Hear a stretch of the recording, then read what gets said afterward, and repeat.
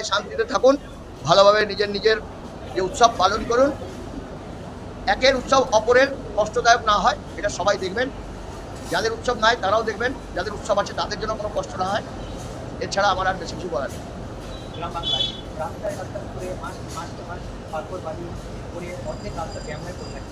তো এগুলো কি এটা মিডিয়ারও মিডিয়া বন্ধুদের আমি বলবো, তারা মানে তাদের যে মিডিয়াটাকে সচল রাখেননি। যদি তারা সচল থাকতেন, মিডিয়ার মতো শক্তি এমএলএদেরও নাই। আপনারা মিডিয়াতে এগুলো কভার করুন, দেখান, দেখবেন অটোমেটিক প্রশাসন সচল হবে।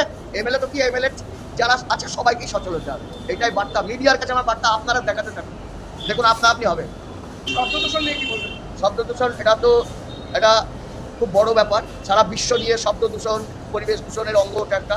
শব্দ দূষণও হওয়া উচিত না, সরকারি নিয়ম আছে, সেই নিয়মের মধ্যে সবাইকে চলতে হবে। আর আইন যেন সবার জন্য এক হয়, কোনো বর্ণ ধর্ম নির্বিশেষে আইনটা সবারই জন্য যেন এক হয়, এটাই আমি আশা করি।